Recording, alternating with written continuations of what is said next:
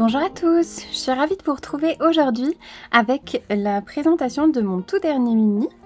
Un mini qui a été réalisé avec la collection Douceur acidulée de Béatrice Garny. Je vous montre tout de suite le peu de choses qui me restent de la collection. Je devrais pouvoir réussir à faire encore un mini projet. C'est une collection avec laquelle j'ai déjà scrappé un petit peu. J'ai fait plusieurs cartes, 4 si je ne m'abuse, que vous pouvez retrouver sur Instagram, que ça soit sur la page de Béatrice ou la mienne, et que vous pouvez retrouver également sur le blog de Béatrice. Je vous mets tous les liens en barre d'informations. Cette petite vidéo, je la commence pas toujours comme celle de d'habitude. Je tenais à commencer par la présentation de l'album qui pourra en inspirer certaines, voilà, pour qui ont juste envie de voir une petite réalisation et de pouvoir s'en inspirer. Dans la seconde partie de la vidéo, vous retrouverez la vidéo tuto pour la structure de cet album-là. Donc j'ai filmé toute la reliure. Je sais plus, le découpage de la petite fenêtre, la création d'une grande poche, mais surtout voilà, tout le travail de reliure et de création d'une structure. Donc ça je voulais filmer, et ensuite j'ai prévu de vous rendre disponible au téléchargement des petits fichiers pour vous expliquer les sketchs de photos, parce que de mise en page. Je pense que c'est pas toujours extrêmement intéressant de voir la décoration en vidéo, et c'est quelque chose qui prend énormément de temps à filmer, à vous expliquer ensuite. Parfois je suis obligée d'inscrire des mesures, c'est tout un petit travail qui est relativement fastidieux, et que je voulais, et qui en vidéo n'est pas toujours représentatif du travail que ça demande. Et comme moi j'aime beaucoup travailler avec une structure de petits dessins que je fais systématiquement avant de commencer un album, je le pense. J'organise mes photos, pardon.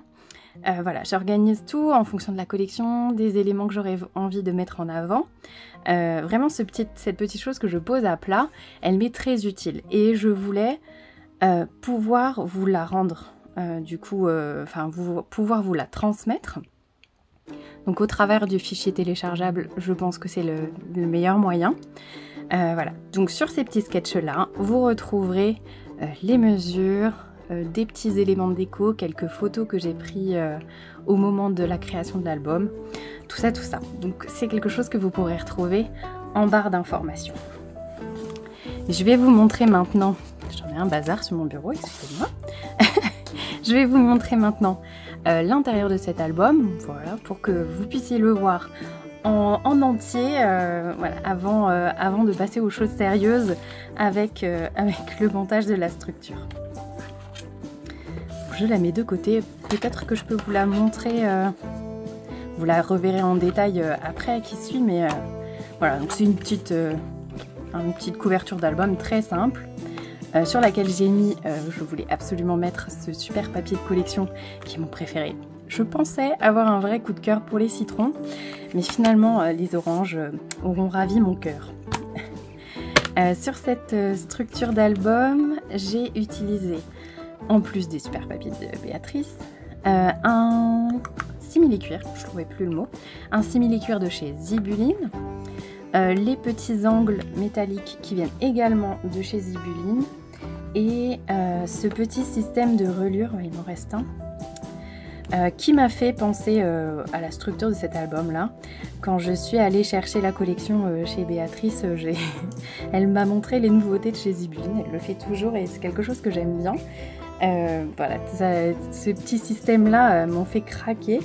Je me suis dit, il faut absolument que je les utilise dans mon prochain album, donc j'en ai acheté 2. Ils existent en plein de couleurs, je les trouve très beaux, ils sont discrets, à la différence de gros anneaux métalliques que j'ai un peu plus de mal à utiliser. Voilà, ceux-ci sont tout petits, tout mignons, et vraiment, ils m'ont fait craquer. Donc j'en ai utilisé un pour cet album. Si mes petits sketchs se sauvent, ça va le faire. Donc voilà, une petite déco à l'arrière, et c'est un petit album qui s'ouvre comme un carnet. Donc on pourrait imaginer le laisser seul, hein, c'est juste que j'aurais peur que les coins s'abîment. Enfin, j'aime bien, vous connaissez mon amour pour les structures. Donc j'avais envie d'en faire une, c'est chose faite. Donc le beau poirier du jardin de ma maman avec quelques fleurs. Donc tout ce que vous retrouverez dans l'album, hormis les petits systèmes qui viennent de chez Zibuline, tout le reste vient de la boutique de chez Béatrice Garni. Enfin, en tout cas, c'est pas forcément de sa boutique, mais c'est les découpes, c'est designé par Béatrice, etc. Donc j'ai mis en forme un joli souvenir qui date d'il y a quelques années maintenant, de ma nièce qui parle à un petit lézard et qui approche sa main très très près. Elle a un truc avec les animaux et ça me fait toujours craquer. Je suis très contente d'avoir pu immortaliser ce petit instant où elle et sa douceur ont pu approcher une si petite créature et si vive d'ordinaire. Voilà. C'était un beau moment, donc je suis très contente de l'avoir immortalisée. Ensuite, il y a Mademoiselle sur la balançoire, parce que serait une après-midi au soleil sans balançoire? Donc j'ai essayé de travailler dans l'album plusieurs petites scénettes, on va dire, des moments au jardin, des moments au parc de jeux différents. Donc j'ai essayé de les travailler sur différentes pages, toujours ensemble et le plus harmonieusement possible. Donc ici il y a le bel hortensia de mon arrière-grand-mère, les oivres dans le parc de jeux du village. Ici, le joli pigeonnier, c'est un endroit que j'aime beaucoup. Un petit album très simple, mais j'ai quand même fait une cascade parce que j'avais des jolies photos d'une demoiselle en train de tourner sur elle-même avec une superbe robe. Donc il fallait bien créer un petit mécanisme qui rende hommage, qui rende honneur en tout cas à ces super photos. Je les remercie mes neveux parce que ils jouent toujours vraiment le jeu pour que j'ai de belles photos. Ils se plient un petit peu à mon bon vouloir et j'apprécie beaucoup leurs efforts pour être photogéniques. Donc là ensuite on a frères et sœurs sur leur balançoire respectives et une petite photo aimantée pour la dernière page. Donc comme vous voyez, il n'y a rien de... C'était une petite série de photos, mais il faut aussi de quoi faire des petits albums pour des moments précieux mais courts qu'on veut immortaliser. Je pense que c'est parfait pour une belle journée, ce genre de petites pages. Et puis en ayant peut-être un autre système de reliure, on pourrait imaginer ajouter plein d'autres pages à cet album. Voilà, j'en ai terminé avec la présentation. Je vous laisse avec la suite qui est la création de la structure de l'album. Comme toujours, avant de commencer un album, je vous montre mon petit sketch que j'ai prévu, tout le matériel que j'utilise. Donc là, en l'occurrence, ma cartonnette sur laquelle j'ai fait le repère pour la découpe, mon petit outil de reliure, du ruban que je vais utiliser et la belle collection de Béatrice Garni, douceur acidulée.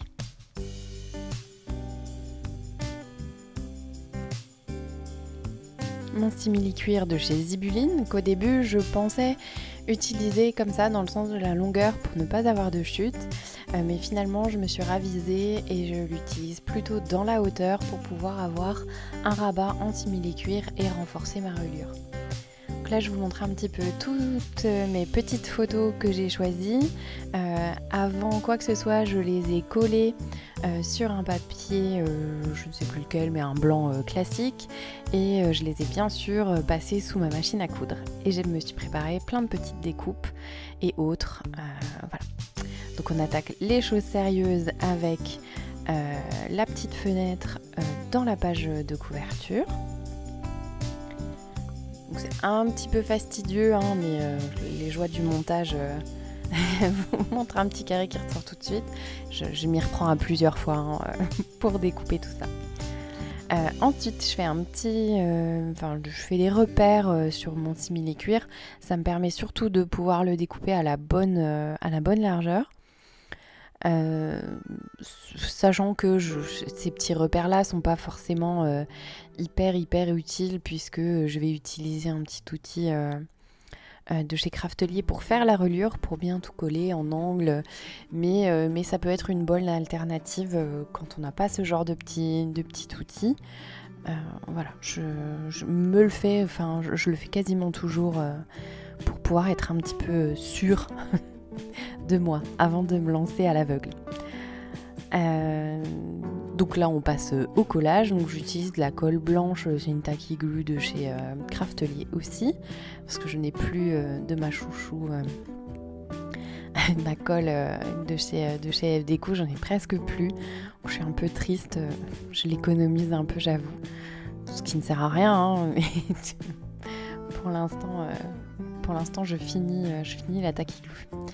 Je me sers aussi de cette colle là, en fait je vais acheter un gros pot et en fait je recharge aussi, j'ai une toute petite pipette de colle pour pouvoir, avec un petit embout de précision, pour pouvoir mettre des toutes petites gouttes de colle et je remplis ce petit tube avec la même tacky glue.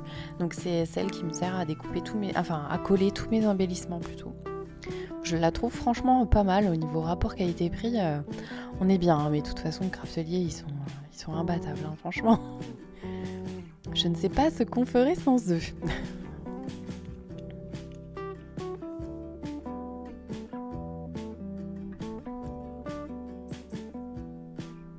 Ah oui, et je pense à un petit tips. J'ai ma colle qui tient la tête en bas avec un petit support que j'ai aussi acheté chez Craftelier. Je leur fais beaucoup de pub dans cette vidéo, hein, vous me pardonnerez, mais il faut le reconnaître. Le tapis aussi vient de chez eux, c'est une catastrophe. Craftelier, si vous passez par là, sponsorisez-moi. Non, je plaisante. Donc ensuite, avec mon papier chouchou, on part sur la couverture. Donc là, j'utilise ma colle scotch, qui ne vient pas de chez Craftelier. Je vous remercie de le noter. Celle-là, j'aime beaucoup l'utiliser parce qu'en fait, elle humidifie ni mon papier ni mon carton. Et elle colle super bien. Donc franchement, j'aime vraiment beaucoup. Je vais acheter une grosse quantité et je suis contente parce que j'en ai encore pour de nombreux mois de scrap et je suis bien contente. Enfin voilà. La seule petite particularité, c'est qu'il faut bien mettre de la colle partout parce que sinon effectivement elle colle pas mieux que les autres, hein, on est bien d'accord. Mais je trouve qu'elle a un rendu très propre, très net et surtout le papier est impeccable quoi. Même quand le papier est fin ou a un grammage pas suffisant, enfin voilà, elle est vraiment très bien. Donc là ma petite couverture, en fait je laisse volontairement un petit débord et que je viendrai ensuite couper très nettement, mais je ne le fais pas tout de suite parce que c'est pas utile et surtout pour que mon papier sèche, parce que même si elle n'humidifie pas le papier, cette colle scotch, elle l'humidifie tout de même un petit peu, et si je venais découper tout de suite, j'aurais probablement des grosses craquelures en fait. Donc là je pose ma partie centrale que j'ai voulu faire aussi avec ce joli papier à orange. Donc là j'y vais progressivement de droite à gauche, vraiment doucement dans les plis au début, et puis vaut mieux y revenir, travailler cette reliure, travailler le pli pour que ça soit bien net. Donc là vous voyez, je vous ai pas montré, mais j'ai coupé mon papier à ras du carton. Donc tout doucement, et là on s'attaque à la petite fenêtre. Donc franchement c'est pas sorcier, j'ai fait des angles à main levée et ensuite avec ma petite réglette je viens me créer des petits ailons que je vais venir recoller à l'intérieur en fait. Et là je travaille tout simplement au plioir avant de mettre de la colle. Et en fait ça va me créer une petite fenêtre hyper nette. Les rebords de la cartonnette 2 mm ils seront couverts avec le papier. J'avoue que c'est le genre de petits détails que moi j'aime bien. ça fait des finitions très très propres en fait. Et ça me plaît. Donc là c'est juste un jeu de plioir, on insiste bien, on colle bien le petit rebord à la cartonnette que j'ai encollé, On vérifie que de l'autre côté, il n'y a pas de traces de colle ou quoi que ce soit. Et puis voilà. Ensuite, je viens, comme pour la couverture extérieure, encoller ma cartonnette intérieure cette fois-ci. Et puis je pose mon petit papier. Alors cette fois-ci, je le colle à ras de la cartonnette et je reviens un petit peu sur la reliure. Très légèrement. Après, j'ai pris les mesures en fait pour pré-découper mon morceau. Et là, en fait, il y aura un débord de papier seulement sur le haut et sur le bas de l'album, pas sur le côté en fait.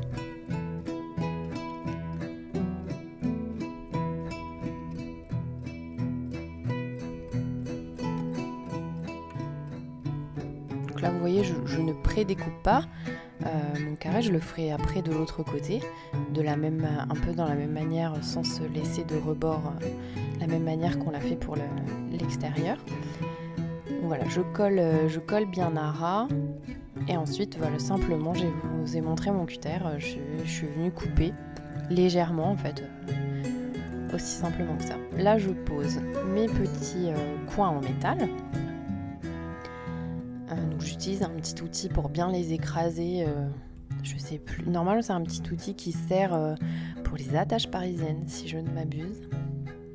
Bon, il sert probablement à autre chose, hein, parce que sinon, on a des doigts. Mais moi, il me sert pour les coins métalliques, parce qu'avec, avant, je le faisais avec une petite pince. Mais je trouve que ça les abîme quand même si je me mettais un petit torchon, je trouve que ça les abîme un petit peu. Là, on passe à la découpe de notre poche intérieure. Donc, je me fais comme des petits soufflets, avec 3 lignes d'1 centimètre à peu près. Là, je recoupe. Je me suis fait une grande patte de collage. Et de l'autre côté, j'ai refait une petite ligne de pli d'1 centimètre. En fait, je vais venir faire de la couture dessus. Et si j'avais pris... je voulais que mon papier ait un bord arrondi. Je suis un peu tatillonne. Mais étant donné je vais venir y glisser tout l'album...